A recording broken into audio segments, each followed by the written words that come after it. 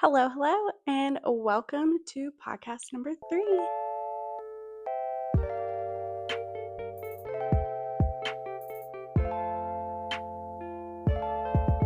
My name is Nikki. I am the wool lover here behind Wool and Wags, and I have little Miss Wags that is my precious baby dog lady. She is currently laid up enjoying some snuggles this Sunday morning. Welcome, guys, to a fun filled podcast.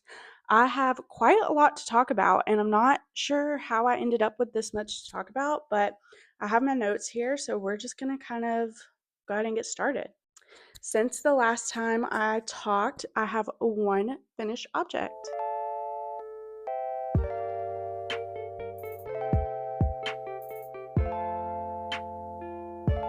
The finished object is actually what I am wearing. This is my snow sweater. I'm so excited. This is my 2025 Christmas sweater. I started this in October, I'm pretty sure, and today is currently November 30th, and I did a whole project vlog about this, so I'm not going to talk too much about it, but I finished it by November 30th, so I feel pretty proud of that. This is one of the Christmas sweaters by Pernell Larson. I used the recommended yarn, Knit Picks Merino and Soft Silk Mohair in all the recommended colors, which are Midnight, Cream, and Dusty Olive for the trees. This was an undertaking. This was my first ever colorwork sweater.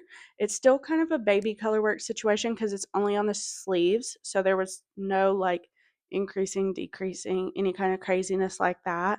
I am really happy, really happy to have this done and so excited to wear it this season.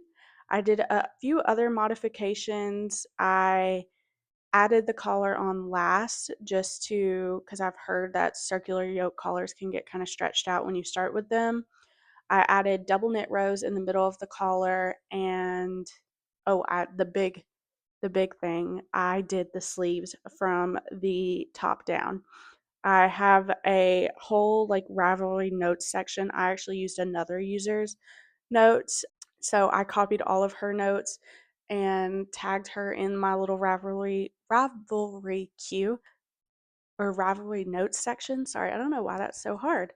So that if anybody else wants to do this modification, you can follow it. It was worth it, I think, to avoid grafting the sleeves up here and knitting them from the cuff up. So that was a large modification. And then the other one was I did a split hem.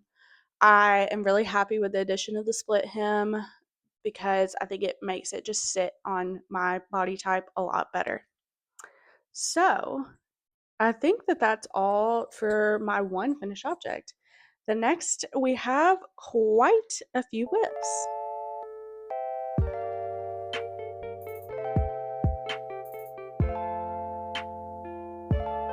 So I guess my first whip that I'll talk about, I'll kind of get this one out of the way because I honestly worked on these a few weeks ago and haven't touched them in a long time. But let me get them out.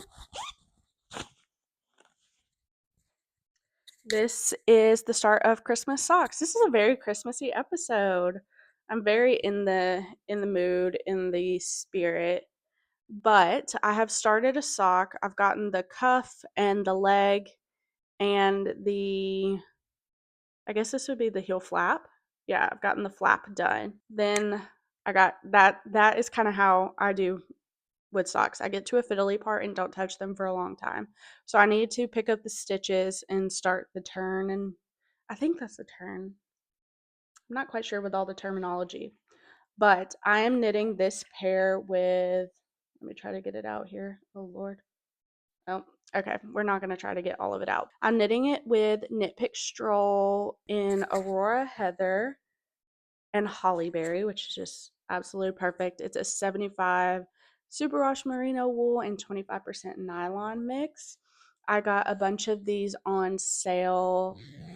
I'm not even sure, just a while ago when I decided that wanted to start knitting socks more like routinely, and since then have barely knit any socks. But that's okay because I have a little stash and I'll be excited to pick them up. Those socks, they're not like a demanding whip or anything. I just want to have those done by actual Christmas, I guess. Or I'm traveling home on Christmas Eve, so I'll probably want them done that day, Christmas Eve. But that is the first whip. And oh, also, sorry for that one. I'm just following the basic vanilla sock by Crazy Sock Lady and just kind of doing my own little formula for that. But I typically do a 64 stitch cast on. The next one that I have I'm still in the infancy of it, but I am knitting something that has been on my queue for forever, and that is the Harlow Sweater V-Neck. And I'm knitting it out of Knit Picks Wool of the Andes worsted in the color camel. You can see I got a cone of this. I actually bought 2 cones because I am constantly worried that I'm going to run out of yarn, and for good reason, because it does happen to me. I started this yesterday or two I started it 2 days ago technically, because one of the design features is that the Harlow Sweater V-neck has a I-cord detail going along the back shoulder. So that took me a while, and now I'm just knee deep in German short rows.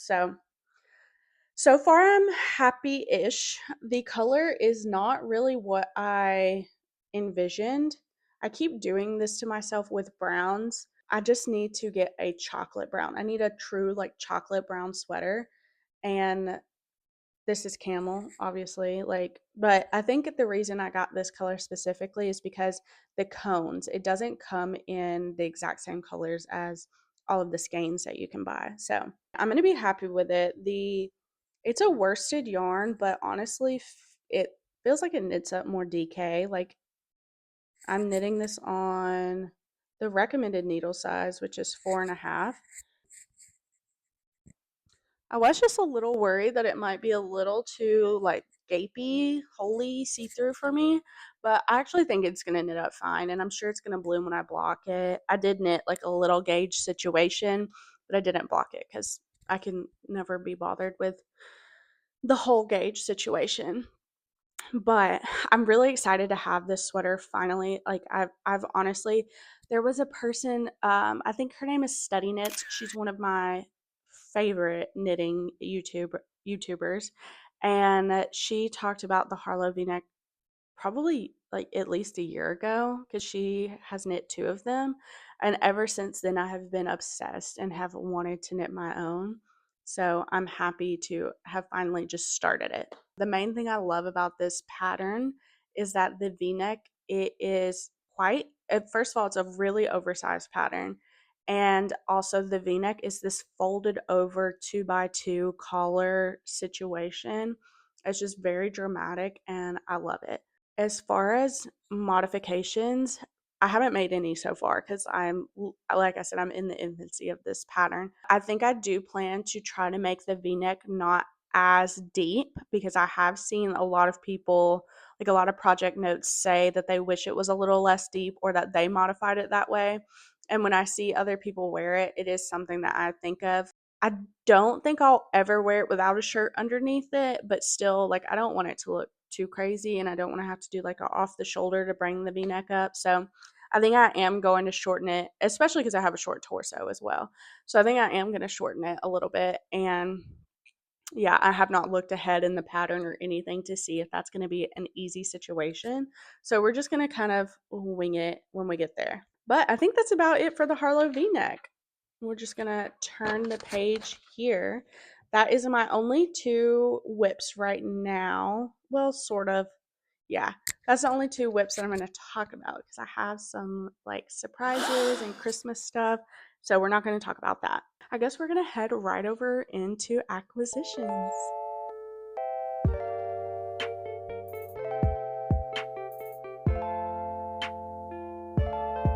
So for acquisitions, I have quite a few, mainly because I went last weekend to the Socal Fiber Fair.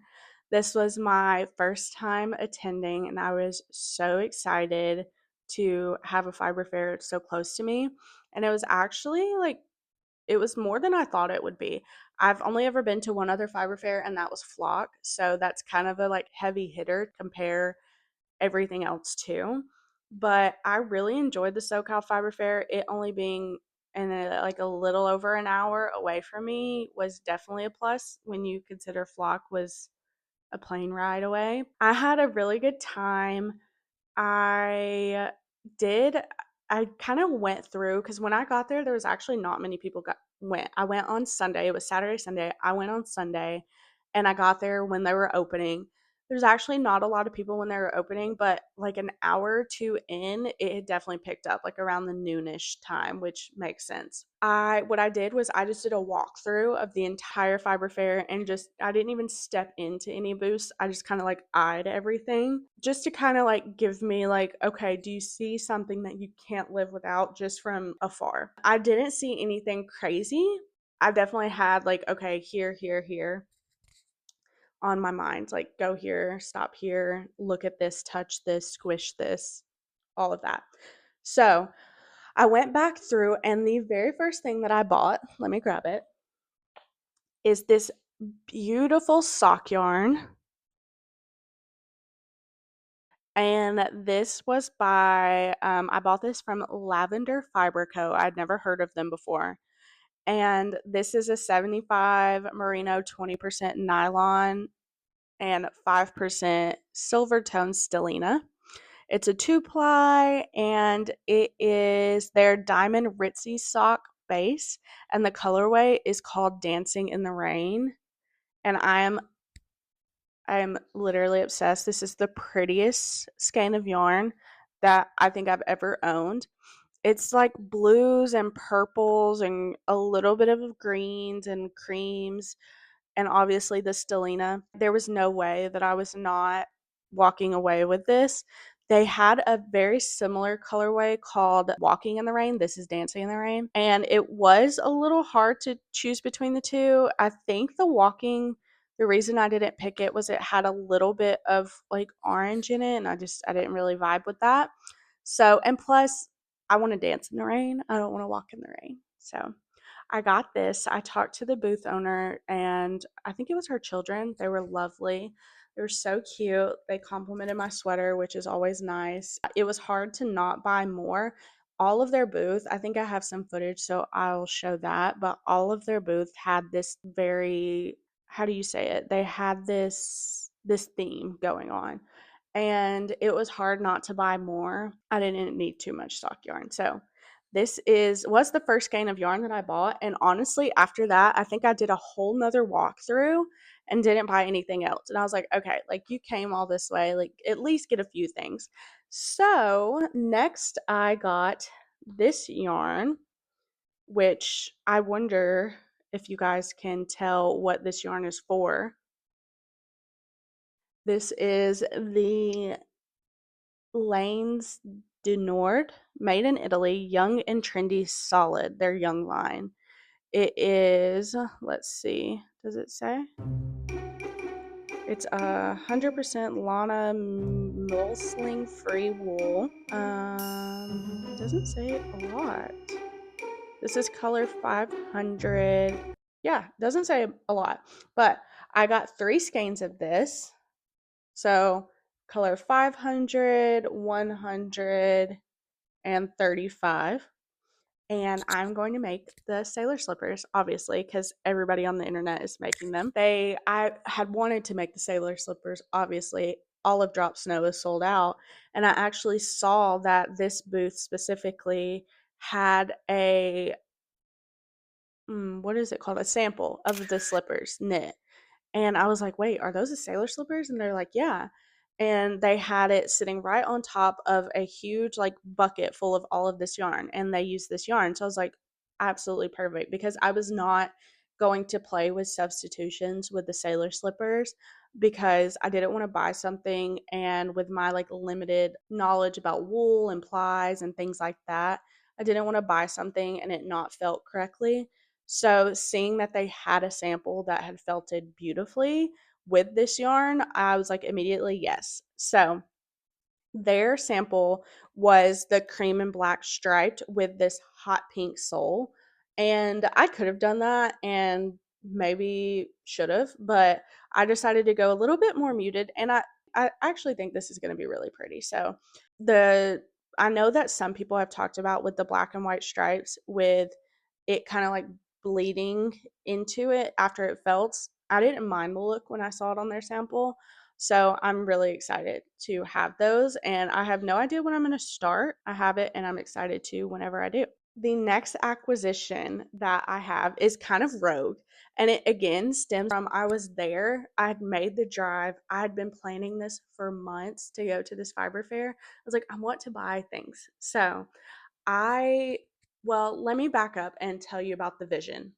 So I have been really toying with the idea, or not toying, but dreaming up the idea of I want yarn art in my home, like art pieces that I can hang up. I have one that was from my great grandmother. I inherited it when she passed, and it lives in my kitchen and it is beautiful. And then I actually found this other piece at a thrift store, and I have it for now, but I want to make my own art for the wall because I love yarn and it's a way to appreciate it.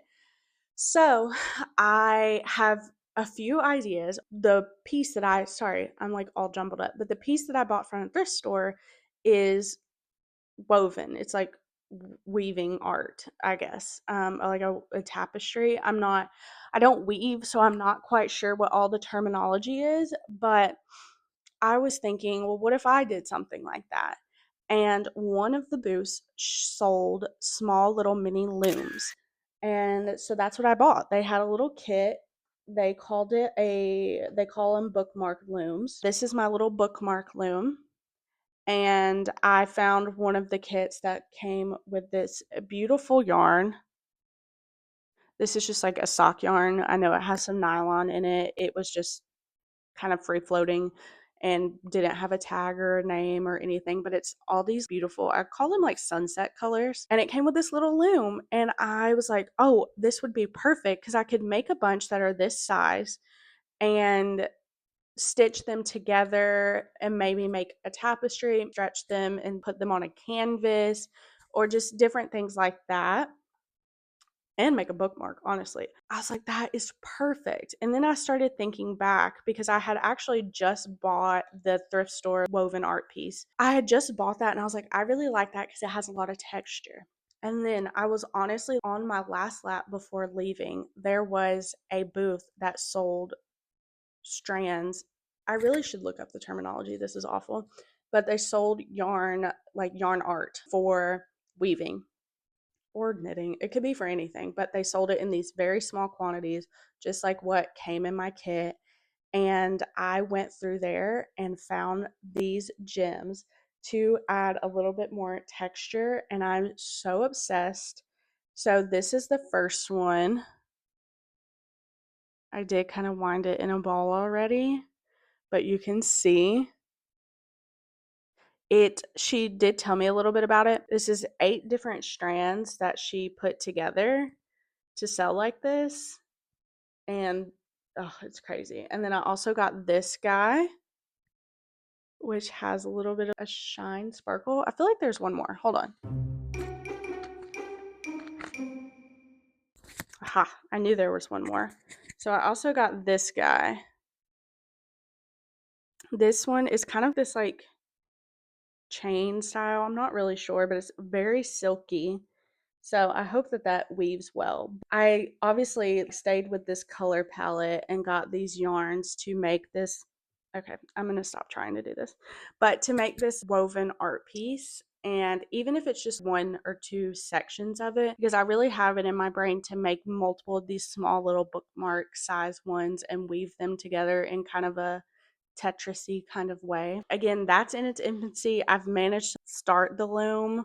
It came with the little kit with the bookmark loom came with a paper that had some instructions but also had a QR code to video instructions. I've watched the first couple videos, but It's obviously a commitment and it's a whole new craft. I haven't started it because I don't want to go down the rabbit hole and get a whole new craft because I already have so much going on in my little baby brain and in my little baby apartment that I'm like, I do not need to acquire a whole extra craft. I need to just finish watching the videos and get started because I think it's going to be something that I enjoy a lot. And the one of the booth workers or owners that sold it to me was talking and saying it's a great way to use up stash yarn and it's really good for sock yarn especially, which is great because I always have a significant amount of yarn left over from my socks when I finish them if I'm using like 100 gram skeins. So I'm really excited for this venture. I have no idea when it'll actually happen. If and when it does, I will obviously let you guys know. And if you guys have any tips or resources at all about weaving in this very, very small scale that I'm planning on doing it, let me know. I think that that's everything. I think that that was kind of fast and we talked a lot. I'm really excited about my sweater. I'm excited about the acquisitions. I have some more acquisitions on the way. I will let you know the next time you see me. One of my whips, or maybe even a finished object, is going to be the Roomy Raglan. I'm really excited about that. I think that's about all that I have for you guys today. I hope you guys are having a great winter season and that all of your knits are cozy and warm. And I know that lady, she's stirring right now, but that Little Miss Wags didn't make an appearance, so I'll post some recent photos of her. I hope to see you guys soon, so like and subscribe, and we'll talk later. Bye.